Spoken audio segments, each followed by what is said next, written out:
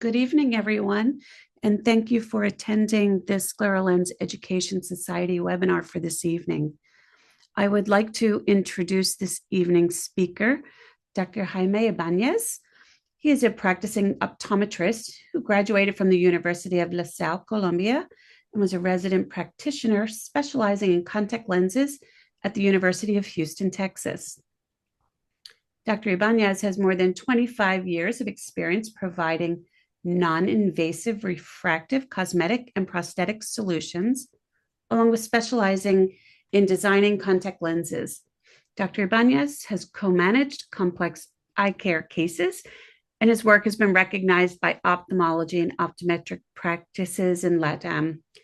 He continues to be a guest lecturer at symposia and congresses in the field of specialty contact lenses, is an iPrint Pro certification trainer, a fellow of the International Association of Contact Lens Educators, a fellow of the ScleroLens Education Society, and consultant for Contact Lens manufacturer in Colombia. I would like to introduce Dr. Ibanez, and this program this evening will be presented in Spanish. Welcome. Muy buenas noches, muchas gracias por la presentación y muchas gracias por la invitación. Agradezco a todos pues sacar su tiempo para escuchar esta presentación que con mucho gusto les voy a compartir. ¿Me confirman? ¿La pantalla está con ustedes? ¿La pantalla se ve completa y limpia? Por favor, ¿me confirman? Ok, perfecto. Bueno, el tema que nos trae hoy son los lentes esclerales asimétricos y tóricos frontales. Eh, Dejo mi declaración de intereses. Tengo intereses en iPrint Pro y el objetivo de esta noche es dominar el cálculo de los lentes tóricos frontales en escleras asimétricas. También definir los parámetros para ordenarlos de manera correcta y también tratar de entender y podernos comunicar con nuestros consultores o laboratorios cualquier modificación que vamos a requerir. Bueno, vamos a empezar diciendo que ningún ojo es ópticamente perfecto. La calidad siempre va a estar limitada por las aberraciones ópticas y lo que siempre tratamos de buscar en nuestras adaptaciones es comodidad y visión en cualquier estilo de vida de los pacientes. Y el causante de incomodidad visual van a ser las aberraciones ópticas internas. ¿Y qué es un astigmatismo residual? Un astigmatismo residual es el que queda después de neutralizar el astigmatismo corneal. Es la diferencia entre el astigmatismo total del ojo con el astigmatismo corneal anterior. ¿Cómo ha sido la costumbre del manejo de los astigmatismos residuales? Cuando han sido muy pequeños, menores a 0,75, se hace un equivalente esférico y todo el poder del lente se deja sobre la superficie frontal. O sea, eso sería como una aproximación. La segunda costumbre que se ha tenido es que cuando son mayores a 0,75 y tienen una implicación en la agudeza visual, en la calidad visual, sencillamente se hacen los lentes esféricos y el remanente, los residuales, se hacen en anteojos. Y la tercera forma es realmente neutralizarlos en su totalidad, tallando la superficie anterior del lente con un lente tórico frontal. Entonces, el uso de los lentes tórico-frontales son para el manejo de astigmatismos residuales internos regulares. Ya vamos a ver por qué regulares. Y en alguna manera nos ayudan a atenuar el efecto de algunas aberraciones ópticas. ¿Qué es un astigmatismo? Pues un astigmatismo es un defecto refractivo, pero en realidad es una aberración óptica de segundo orden que se corrige con lentes esferocilíndricas. Y el astigmatismo y la aberración óptica van a estar íntimamente ligados. ¿Qué astigmatismo, digamos, vamos a encontrar en nuestros casos? Los residuales internos naturales que son producidos por la córnea posterior, el lenticular anterior y posterior al cristalino y retinales. Hay algunos que son inducidos por cirugías como cirugías con lentes intraoculares, incrustaciones, anillos y cualquier artificio que pongamos dentro del ojo. excelente. Entonces, retomando aquí, algunos astigmatismos pueden ser inducidos por flexión del lente de contacto escleral, también cuando se descentran y tienen alturas tienen exceso de fluido lagrimal, entonces el lente por gravedad se va a caer, va a formar un prisma y nos va a inducir algún tipo de astigmatismo, que sería como un astigmatismo artificial. Y también cuando hacemos adaptaciones con lentes tóricos frontales, pero no alineamos correctamente los ejes, o sea, no están orientados de manera correcta, entonces nos va a inducir un astigmatismo adicional. Next, next. Ok, ahora tengamos en cuenta que algunas veces podemos llegar a confundir el astigmatismo con un coma. De hecho, cualquier interferencia en el camino óptico, como la imagen que están proyectando, cualquier interferencia en el camino óptico nos va a producir una aberración óptica. El astigmatismo y cualquier aberración óptica son desviaciones de la luz con respecto a un punto focal. Cuando esas desviaciones son axiales, entonces tenemos aberraciones de segundo orden. Y cuando esas aberraciones son transversales, tenemos aberraciones de tercero, cuarto, quinto y así sucesivamente, como es el coma. El coma es una aberración de alto orden que no se corrige con lentes tóricos. Y los astigmatismos residuales regulares son aberraciones ópticas de bajo orden que se corrigen con tóricos frontales y es lo que vamos a ver next. Ok, pero veamos la clase de astigmatismos con la que nosotros nos vamos a encontrar, especialmente con lo que comúnmente denominamos córnea irregular. El astigmatismo de dos ejes, que es el que nosotros realmente manejamos en anteojos, lentes blandos y lentes gas permeables, es un astigmatismo de bajo orden, de segundo orden en la escala de Cernicki. Es un defecto refractivo y es muy común. Next. El coma también es una aberración óptica, pero ya empieza a partir del tercer orden y generalmente se encuentran en queratoconos, en ablaciones, en trasplantes y cuando tenemos en general una córnea irregular y este no se corrige con un esferocilindro como lo hacemos con los astigmatismos regulares. Next. El tercero es un astigmatismo irregular. Astigmatismo irregular donde tiene tres ejes también es de alto orden en la misma escala del coma. Entonces, no es muy común, afortunadamente, pero tiene tres ejes, ya no es ortogonal, ya no tiene dos ejes, sino tres ejes, y no se corrige con tóricos frontales. Next.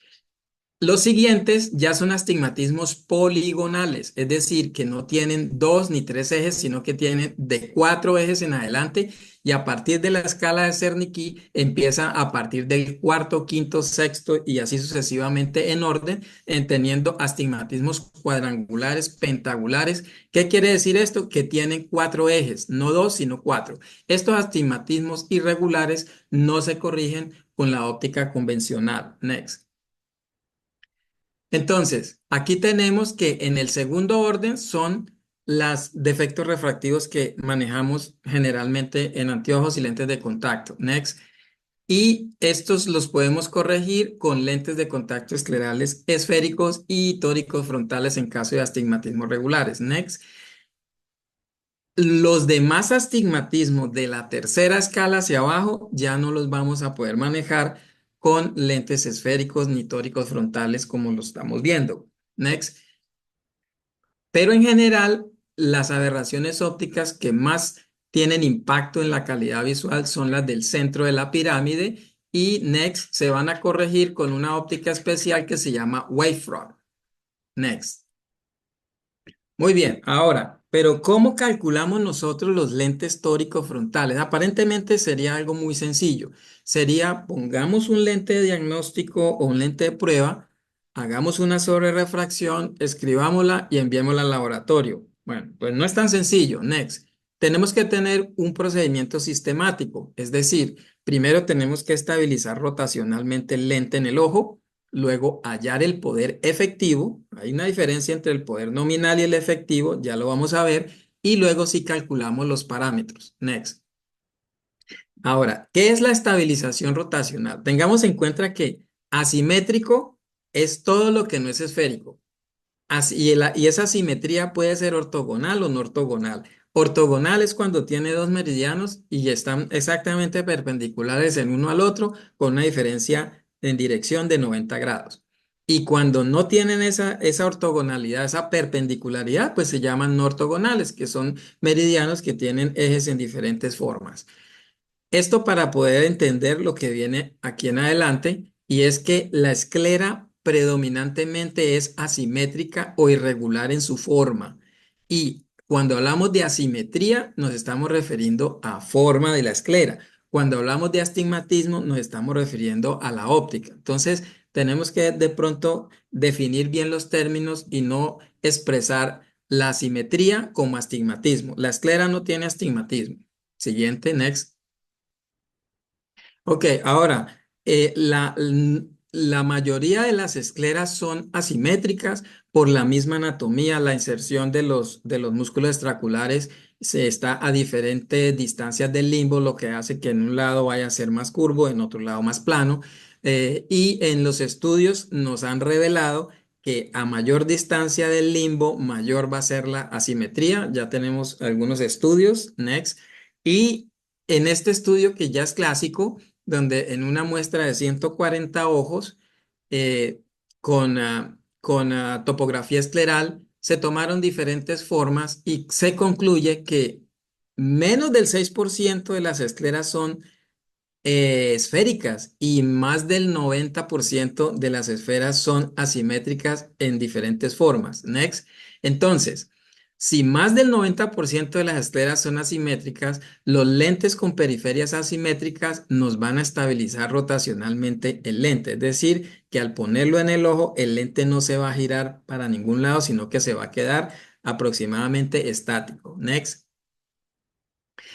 Esto es lo que se vería si nosotros ponemos un lente esférico en una esclera asimétrica. En un lado puede quedar muy bien asentado y en el otro se va a hundir, se va a enterrar. Esta es, digamos, la imagen típica de un lente esférico con periferia esférica en una esclera asimétrica. Next. Bueno. Ahora, ¿cuántas superficies tiene un lente de contacto? Realmente tiene tres.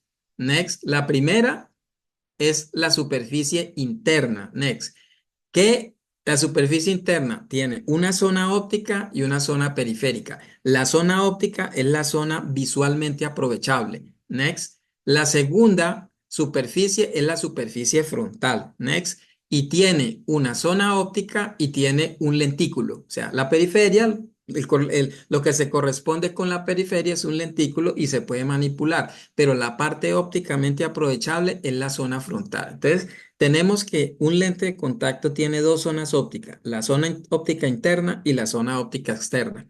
¿Y esto qué importancia tiene? Tiene mucha importancia en el manejo de las aberraciones ópticas. Next. ¿Por qué? Aquí tenemos zona óptica frontal, que puede ser esférica o puede ser tórica, y la zona óptica interna, que es lo que comúnmente llamamos la curva base, y es esférica o es tórica. Next.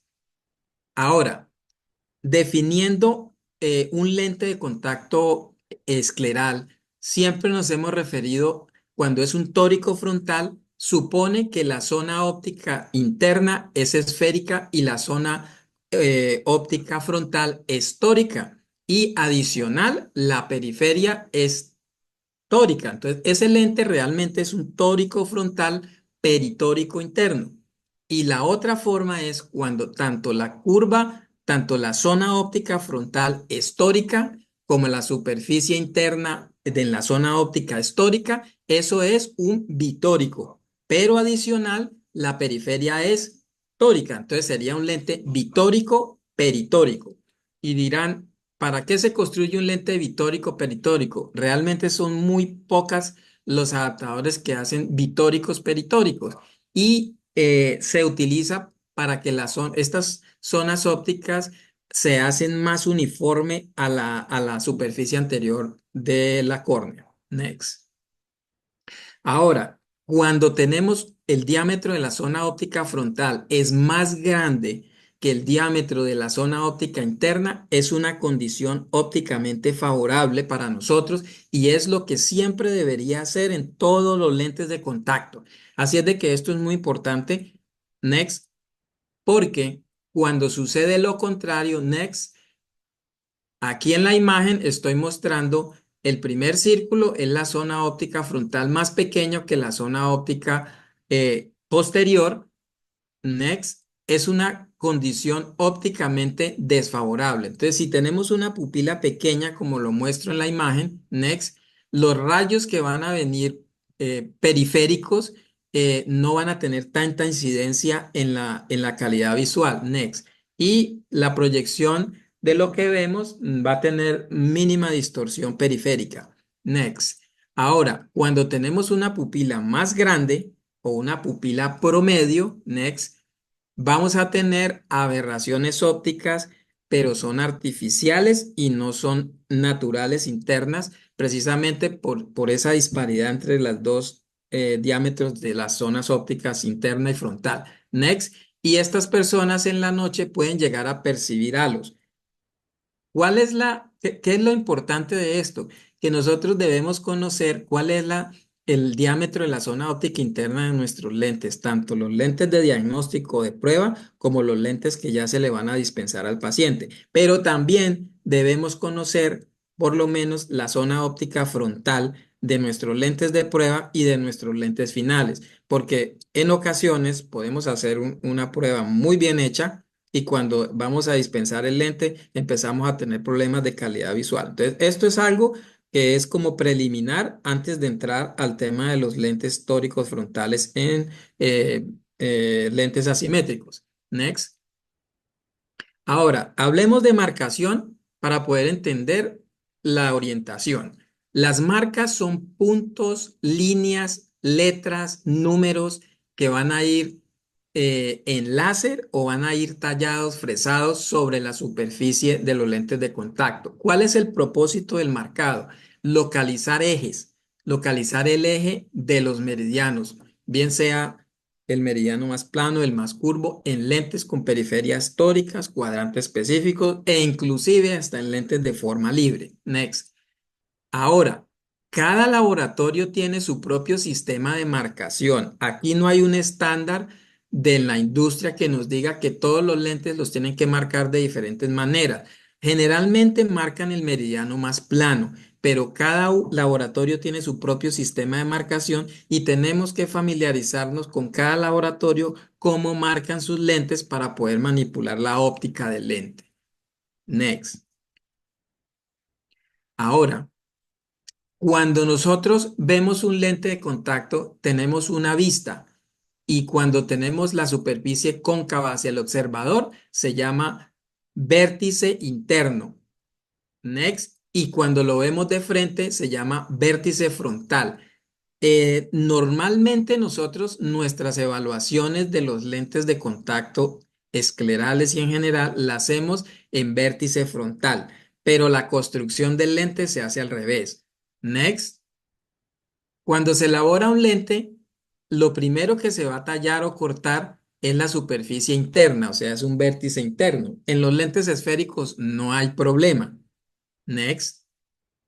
Y posteriormente se va a cortar la superficie frontal. En lentes esféricos no hay ningún problema porque como lo gire, como lo rote, va a dar igual. Pero cuando nosotros tenemos periferias téricas y tóricos frontales, tenemos que marcar la superficie del lente para que se corresponda con la frontal y que el lente quede bien manufacturado. Next. Entonces, primero, como les mencionaba, se talla la superficie interna y luego la posterior. Next. Ahora, cuando nosotros definimos en vista interna, en este ejemplo del ojo derecho, el 0 grados se correspondería a la parte temporal. Next.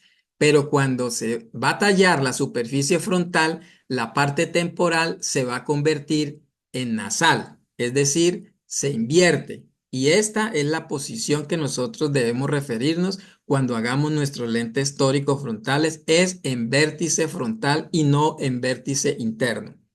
Next. Ahora, cuando se manufactura, siempre van a marcar la pastilla para orientarnos. Y lo mismo cuando hay una marcación en láser. Entonces, todo lo que son tóricos, que aparentemente sencillos, tiene detrás una orientación y unas marcas y son las que nosotros debemos tener la destreza de poder identificar, como lo vamos a ver enseguida. Next. Ahora, estabilización es lo primero que tenemos que hacer en un lente tórico frontal. En cualquier lente tórico es estabilizarlo. ¿Cómo lo hacemos? Pues hay varias técnicas. La primera y la más común es ponemos nuestro lente, lo vamos a dejar por 40 minutos para que él se asiente, se estabilice y vamos a hacer algo que se llama una prueba de giro o spin test. ¿En qué consiste esta prueba? Next. Consiste en que identificamos la marca y luego vamos a hacer un giro a 90 grados y soltamos el lente, dejamos que el paciente haga su parpadeo normal en sus posiciones de mirada normal y sencillamente observamos qué va a pasar con esas marcas, si se quedan quietas, si se giran y también vamos a observar la velocidad con la que ella regresa o no regresa y observar si la periferia hacia los lados hace algún blanqueamiento o no. ¿Esto para qué? Para verificar la estabilidad del lente. Es decir, si la toricidad de la esclera se corresponde con la toricidad periférica del lente o si le hace falta o si le sobra. Next. Miremos la velocidad con la cual al hacer el giro, cuando se devuelve muy rápido, quiere decir que es una esclera que es tórica, medianamente tórica y que el lente que se puso se corresponde con la toricidad de la esclera. Entonces, de esta manera nosotros nos aseguramos que tenemos una estabilidad rotacional. Next. Y también podemos encontrar casos donde son altamente tóricas, con lentes altamente tóricos, que en pocos segundos, al hacer el giro para un lado o hacia el otro, como lo ven, él se va a estabilizar. Entonces, con esto, primer punto, primer paso, estabilización del lente. Next. Otra técnica que también se tiene es que se inserta el lente, se dejan los 40 minutos, se retira, vuelve, se reinserta y se observa la posición de las marcas o se utilizan medios de tinción. Next. Vamos a localizar los ejes y para esto nos vamos a ayudar de un transportador. Next. Y aquí digamos que nos vamos a orientar en grados. En grados es más preciso que en horas. Next. En horas también nos podemos identificar y nos va a facilitar, pero es más exacto y más preciso identificarlo en grados. Next. Ahora, ¿cómo compensamos la rotación de los ejes? En vértice frontal, es decir, en la superficie frontal vista por nosotros los observadores, observamos si el lente se gira hacia la derecha. Si se gira hacia la derecha, es decir, a favor de las agujas del reloj, entonces aplicamos la clásica regla Lars o Dries, derecha resta. En este caso, como se gira a favor de las agujas del reloj, vamos a restar. Next. Y cuando se gira hacia la izquierda, vamos a aumentar, es decir, vamos a sumar. IS, izquierda suma, derecha resta. Creo que esto es clásico y esto es muy, digamos, muy intuitivo. Next.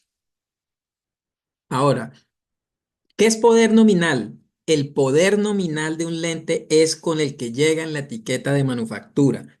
Entonces, con los lentes esféricos no tenemos problema. Cuando llega un lente tórico, el poder o la RX del lente es en la posición de manufactura, es decir, así como lo ven en la imagen. Next. Cuando ponemos el lente en el ojo y el lente le hacemos la estabilización y no se gira para ningún lado, sino que se conserva de la misma manera, el poder nominal es igual al poder efectivo. Next.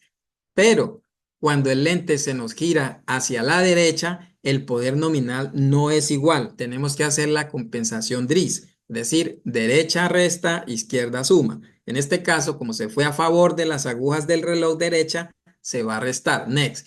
Y en caso de que se gire hacia el lado contrario, entonces vamos a restar. Next. Esto es importante tenerlo en cuenta porque la sobrerefracción funciona cuando tenemos el poder efectivo, es decir, el lente en ojo. Next. Ahora, ¿cómo hacemos el cálculo de los tóricos? Marcamos la posición de anclaje en grados. Next. Segundo, pasamos el poder nominal a efectivo. Si hay alguna rotación, la compensamos. Next. Obtenemos la sobrerefracción con el lente ya estabilizado. Next. Y luego hallamos el nuevo poder efectivo haciendo un cálculo de cilindros cruzados. Esto lo vamos a ver con ejemplos. Basamos nuevamente el poder que obtuvimos con los cilindros cruzados, ese es el efectivo, lo pasamos a nominal para solicitarlos al laboratorio.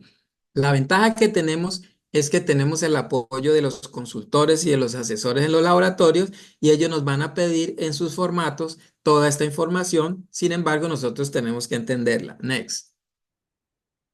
El cálculo de cilindros cruzados es un cálculo vectorial de dos cilindros, el cilindro del lente más el cilindro de la sobrerefracción. Y hay una manera de hacerlo, pero nos tomaría más tiempo hacerlo, pero es más fácil y efectivo utilizar las calculadoras que hay en línea de manera libre. Hay varias, hay algunas, varios laboratorios tienen sus propias calculadoras, pero son muy fácilmente disponibles en Internet. Next. Un ejemplo, si tenemos un lente con un poder efectivo de más 1,75 con menos 0,75 por 90, el lente puesto en el paciente y nos da una sobrerefracción de más 0,50 con menos 0,75 por 75, el cálculo no es algebraico directo, o sea, no es esfera con esfera, cilindro con cilindro, sino que hace un cálculo vectorial como el que ustedes están viendo en la calculadora. Ustedes ingresan el poder efectivo, esfera, cilindro y eje, y a continuación, esfera, cilindro y eje de la sobrerefracción, le dan calcular y ahí ustedes van a obtener el nuevo poder efectivo resultante. Next. Ahora, pero vamos a hacer esto un poquito más práctico para entenderlo. Vamos a encontrar en lentes asimétricos, vamos a encontrar cuatro escenarios. En la parte izquierda, donde dice el escenario 1 y 2, es cuando el poder del lente es esférico, cuando tenemos una esfera en el lente y nos da una sobrerefracción tórica. En el lado izquierdo, en el lado derecho, el escenario 3 y 4 es cuando es un tórico frontal, ya tenemos un tórico frontal, la sobrerefracción también nos da tórica y se puede presentar el escenario que los ejes queden igual o el eje no quede igual. Next. Empecemos con el primer escenario. Si tenemos un lente de contacto de poder esférico con la periferia tórica, porque estamos hablando de asimétricos, nos van a llegar marcados. El poder nominal en este ejemplo es un -1. Next. El lente no tuvo ninguna rotación. Next. Es decir, rotación igual a 0. Next.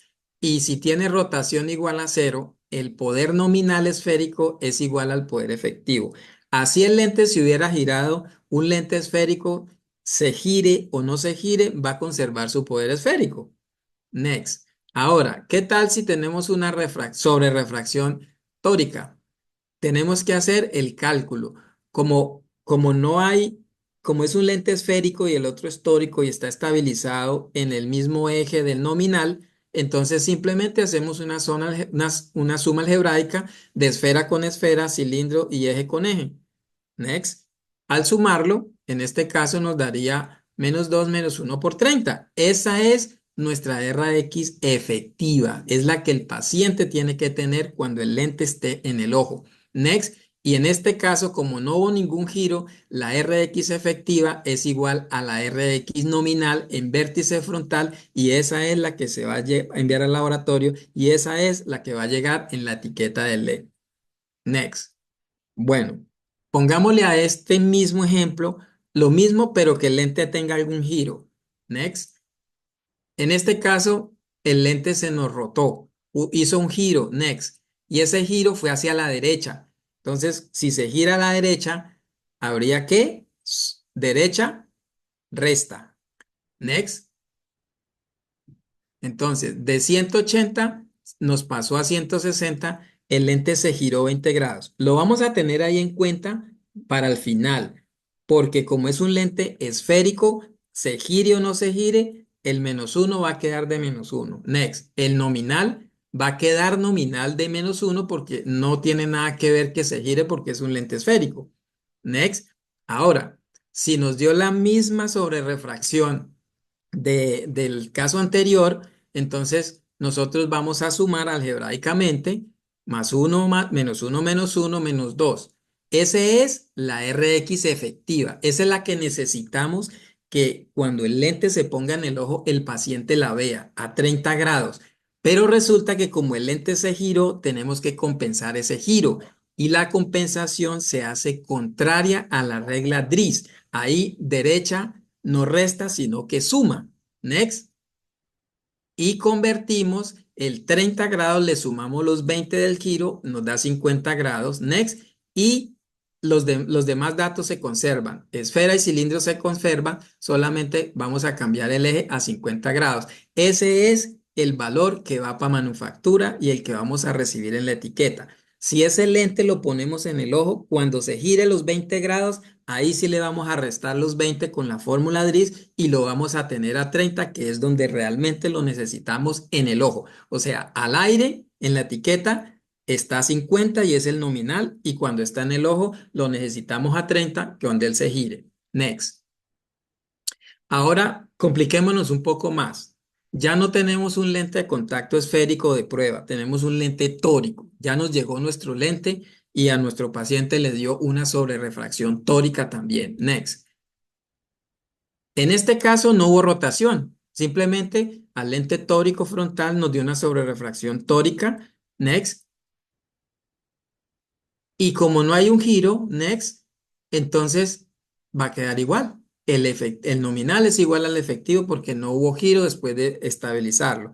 Next. Ahora pongámosle la sobrerrefracción tórica y como no hubo un giro y los ejes están alineados, simplemente hacemos una suma algebraica, esfera con esfera, cilindro con cilindro, eje con conservando el mismo eje. Entonces, esa sería el poder efectivo del lente final. Next.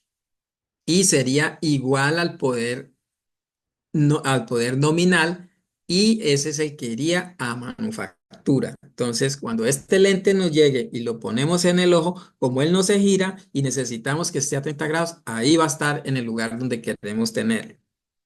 Vamos a complicarnos un poco más. Next.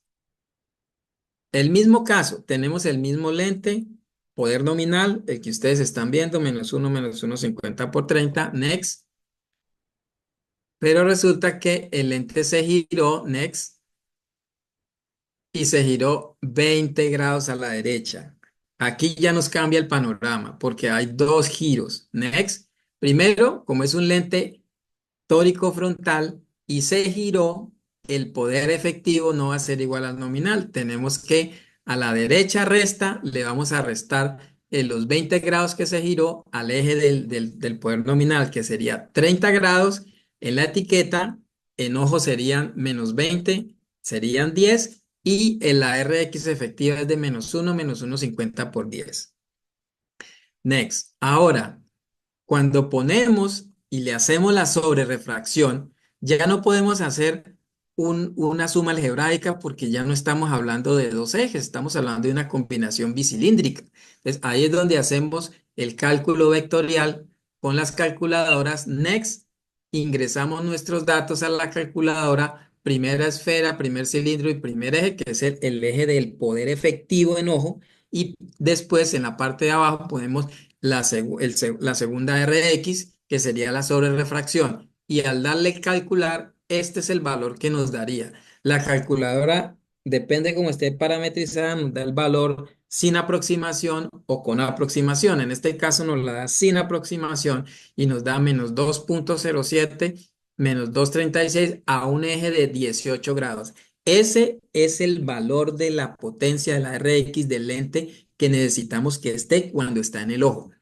Pero resulta que no la podemos pedir así porque cuando se gire nos va a cambiar todo. Entonces tenemos que compensar el giro. Next. Entonces ahí hacemos una compensación contraria a la rotación que tiene el lente. Es decir, como se fue hacia la derecha, normalmente derecha resta, aquí derecha suma. Entonces le vamos a sumar los 20 grados a los 18 y nos va a quedar en 38 grados. Ese es el poder nominal, es decir, de la fábrica de la etiqueta que el lente, el que vamos a leer cuando nos llegue el laboratorio. Pero cuando usted lo ponga en el ojo, recuerde que él se va a girar a los 20 grados y de 38 grados se va a pasar a 18, que es donde realmente lo necesitamos. Entonces, algunos laboratorios pueden fabricar el lente con esos poderes de menos 207, 236, pero generalmente lo hacen en pasos de 0,25. Next. Y lo que hacemos nosotros es que lo podemos pasar de lo que acordamos con el laboratorio, la norma del laboratorio, y lo redondeamos al punto 25. Next. Ahora hagámoslo hacia el lado contrario, cuando se va en sentido contrario. Next.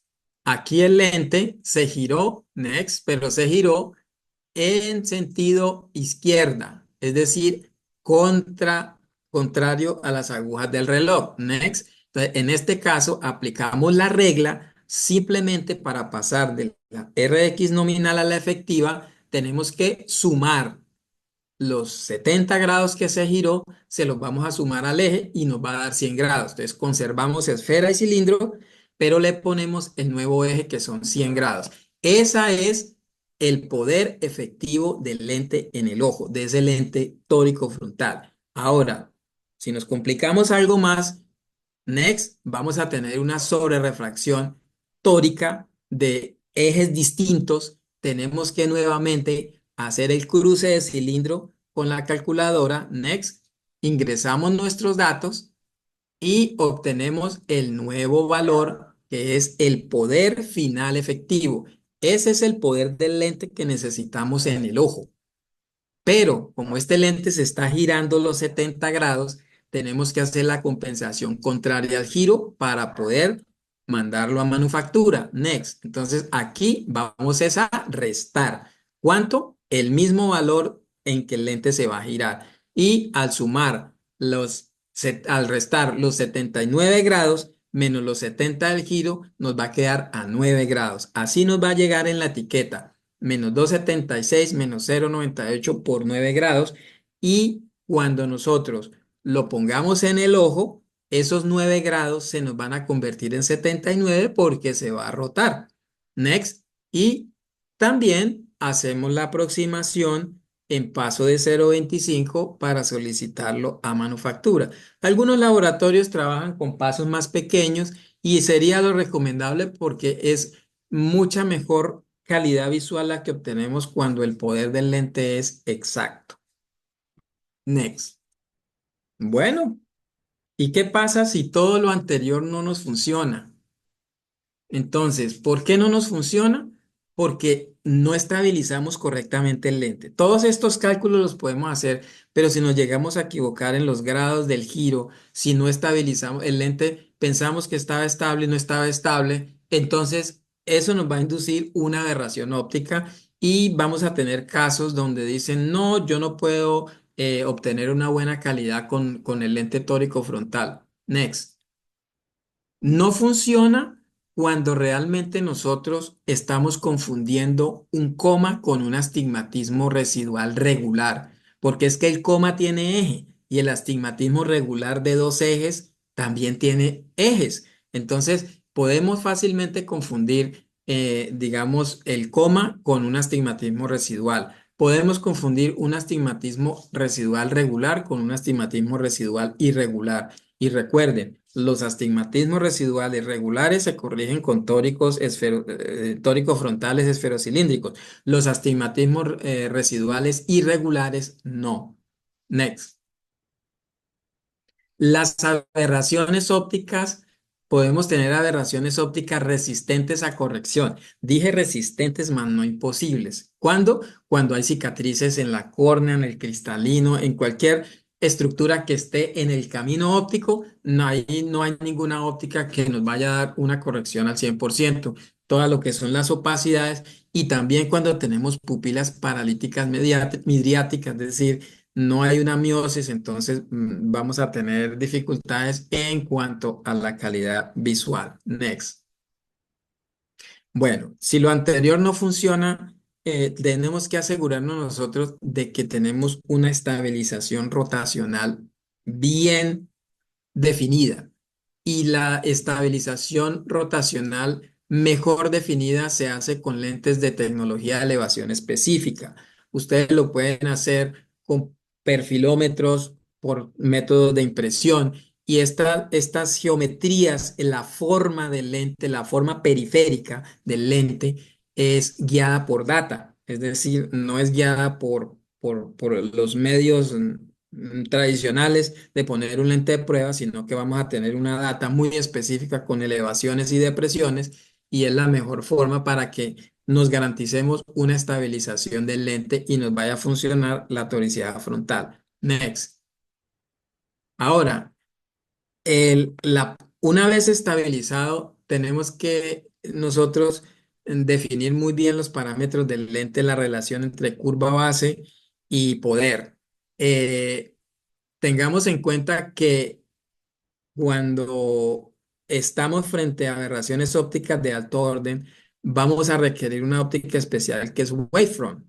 Pero el wavefront, si se descentra, les va a inducir más aberraciones ópticas de alto orden difícil de corregir. Afortunadamente, los casos que van a ir para wavefront son muy poquitos. Next, aquí podemos ver que el simple hecho de nosotros aumentar la esfericidad anterior a un lente de contacto teniendo en cuenta que el diámetro de la zona óptica anterior es bien amplio y más grande que el diámetro de la zona óptica posterior, podemos nosotros corregir aberraciones de bajo orden y sobre todo la aberración esférica. Ahora, ya cuando definitivamente tenemos aberraciones ópticas y astigmatismos poligonales, vamos a requerir de una óptica wavefront en la superficie frontal. Next, como ustedes pueden ver, este lente, el video no mostró, pero ahí se ve como si fuera un lente aberrado. Es lo que se ve cuando ustedes mueven el lente, pareciera un lente aberrado y realmente el wavefront es un lente aberrado con aberraciones contrarias a las que se quieren corregir. Next. ¿Qué otras opciones tenemos? Porque no todos los casos son para wavefront, la mayoría no lo son. Y en ausencia de esto, ¿qué podemos hacer? Entonces, tengamos en cuenta algo, y este es una inquietud que les voy a dejar. Un medio que induce una aberración óptica también la puede corregir. Y aquí les voy a poner el ejemplo. Un ojo hemétrope. Si tú le pones un lente positivo, le estás induciendo una aberración óptica de bajo orden que se llama miopía. Y si a ese mismo lente le antepones el lente contrario, un lente negativo, la estás corrigiendo. Lo mismo a un prisma. Si pones un prisma base inferior, le vas a inducir una aberración óptica transversal. Y si a ese le pones el prisma de base contraria, lo vas a corregir. Entonces, ¿cuál es el punto aquí? Que un medio óptico que induzca una aberración óptica también la puede corregir. Ese es un principio. Next. El wavefront en un lente de contacto tiene que estar bien estabilizado y la corrección de aberraciones ópticas con lentes esclerales es limitada. O sea, sí corrige aberraciones ópticas, pero es limitada. No va a llegar a corregir de alto orden. Y ahora, ¿qué tenemos en nuestras herramientas con los lentes, aparte de la zona óptica frontal bien amplia, aparte de optimizar muy bien la curva base? Tenemos que podemos jugar con la esfericidad frontal de un lente de contacto estabilizado. Combinar asfericidad con toricidad frontal nos va a ayudar mucho. ¿Y qué pasa con los lentes vitóricos que no son muy aplicados? Bueno, pues eso nos va a dar un norte porque un lente vitórico nos puede dar un efecto esférico, ¿sí? O un efecto tórico. Entonces, los lentes vitóricos ayudan a que haya una mayor uniformidad entre la superficie interna del lente y la cara anterior de la córnea. Ahora, ¿y qué tal si adicional a todo lo anterior que tenemos y podemos hacer, le tallamos unos microprismas ópticos sobre la superficie frontal para tratar de aliviar un poco el coma? Bueno, es algo que pudiéramos hacer y que ya se han hecho, digamos, estudios y pruebas sobre esto y ahí les dejo la inquietud, porque recuerde que el coma es una aberración óptica transversal y los prismas inducen aberraciones ópticas transversales. Muy bien, next. Muy bien, hemos llegado al final. Next. Y muchas gracias por su atención. Ahí les dejo mi correo por si llega a haber alguna duda. Creo que quedan unos minutos para una sección de Q&A, preguntas y respuestas. Y quedo atento.